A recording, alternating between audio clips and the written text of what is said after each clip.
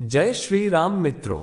राम और रावण के बीच का संबंध एक महाकाव्य संघर्ष है जो न केवल धर्म और अधर्म के बीच की लड़ाई है, बल्कि कई गहरे भावनात्मक, धार्मिक और सांस्कृतिक आयामों को भी दर्शाता है।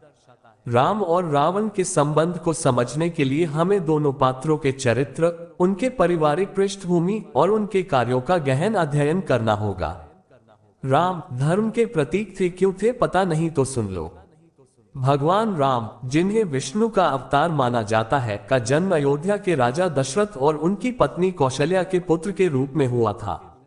राम का चरित्र आदर्श पुरुष के रूप में प्रस्तुत किया गया है, जो धर्म, सत्य और न्याय के मार्ग पर चलते हैं। उन्हें मर्यादा पुरुषोत्तम कहा जाता है, जो ये दर्शाता है कि वह एक ऐसे पुरुष हैं जो मर्यादा और धर्म का पालन करते हैं। राम ने अपने पिता की आज्ञा का पालन करते हुए 14 वर्ष का वनवास स्वीकार किया, हालांकि यह उनके लिए अत्यंत कठिन था।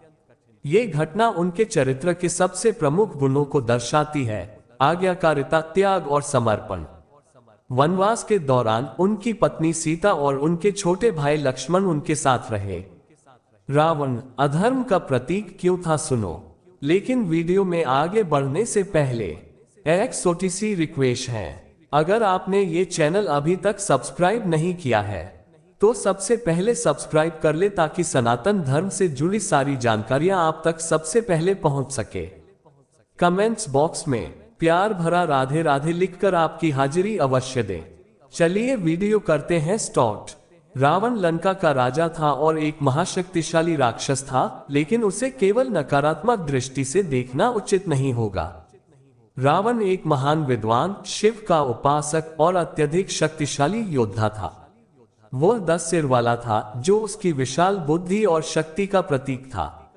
उसकी विद्वता और तपस्या ने उसे ब्रह्मा और शिव जैसे देवताओं से वरदान प्राप्त करने में सक्षम बनाया था। रावण का चरित्र जटिल था। वह एक प्रेमपूर्ण भाई, पुत्र और भक्त था, लेकिन उसका अहंकार और अधर्म उसे नाश की ओर ले गए। रावण ने सीता का अपहरण किया, जो इस महाकाव्य युद्ध का मुख्य कारण बना। हालांकि रावण ने सीता को जबरदस्ती अपने साथ ले जाने का निर्णय लिया, उसने कभी भी सीता को अपने महल में बलपूर्वक रखने की कोशिश नहीं की। उसने सीता को अपने बगीचे अशोक वाटिका में रखा और उसे अपनी पत्नी बनने के लिए कहा। लेकिन जब सीता ने उसकी बात मानने से इनकार कर दिया, तो उसने उसे कोई नुकसान नहीं पहुंचाया, जो रावण के चरित्र की एक अन्य जटिलता को दर्शाता है। संघर्ष की शुरुआत कैसे हुई थी, सुनिए। रावण और राम के बीच का संघर्ष उस समय शुरू होता है जब रावण की बहन शूर्पणखा पंचवटी में राम और लक्ष्मण के पास जाती है और राम से विवाह का प्रस्ताव रखती है। जब राम उसे विनम्रता से मना कर देते हैं, तो वह लक्ष्मण से विवाह का प्रस्ताव करती है। लक्ष्मण भी उसे मना कर देते हैं और इसके बाद शूर्पणखा क्रोधित हो जाती है और सीता पर हमला करने की कोशिश करती है। लक्ष्मण शूर्पणखा की नाक काट देते हैं, जिससे वह अपमानित होकर अपने भाई रावण के पास जाती है और राम तथा लक्ष्मण से बदला लेने के लिए कहती है। शूर्पणखा की अपमान की कहानी सुनकर रावण को क्रोध आता है और वह सीता के सौंदर्य से भी प्रभावित होता है। अपनी बहन के अपमान का बदला लेने और सीता को प्राप्त करने की इच्छा से रावण सीता का अपहरण करता है। यह अपहरण राम और रावण के बीच के संघर्ष का मुख्य बिंदु बनता है। राम का प्रयास क्या था, सुनिएगा। जब राम को सीता के अपहरण की जानकारी मिलती है, तो वह उसे ढूंढने के लिए निकलते हैं। इस दौरान उन्हें हनुमान और सुग्रीव का साथ मिलता है। हनुमान ने सीता को लंका में अशोक वाटिका में बंदी देखा और राम को इसकी जानकारी दी। राम ने वानर सेना के साथ मिलकर लंका पर आक्रमण करने का निर्णय लिया। राम और रावण के बीच का युद्ध कैसे हुआ, सुन लो। राम और रावण के बीच का युद्ध धर्म और अधर्म के बीच की लड़ाई के रूप में देखा जाता है। राम की सेना में वानर, भालू और अन्य वन्य जीव थे, जबकि रावण की सेना में राक्षस योद्धा थे। इस महायुद्ध में रावण के परिवार के कई सदस्य मारे गए, जिनमें उनके पुत्र इंद्रजीत और भाई कुंभकर्ण प्रमुख थे। रावण स्वयं अत्यंत शक्तिशाली था और उससे ब्रह्मा द्वारा वरदान प्राप्त था कि उसे कोई भी देवता, राक्षस या अन्य कोई प्राणी नहीं मार सकता। लेकिन उसने यह वरदान प्राप्त करते समय मनुष्यों और वानरों को ध्यान में नहीं रखा था। यही कारण था कि भगवान विष्णु ने मानव रूप में राम का अवतार लिया ताकि रावण का वध किया जा सके। युद्ध की निर्णायक घड़ी क्या थी, सुनो। राम और रावण के बीच का युद्ध कई दिनों तक चलता रहा। रावण ने कई बार अपनी शक्ति और कौशल का प्रदर्शन किया, लेकिन राम ने अपने धर्म और न्याय के सिद्धांतों के अनुसार युद्ध लड़ा। युद्ध के अंतिम चरण में रावण ने अपनी सारी शक्तियों का प्रयोग किया, लेकिन राम ने भगवान शिव के आशीर्वाद से ब्रह्मास्त्र का प्रयोग करके रावण का वध किया।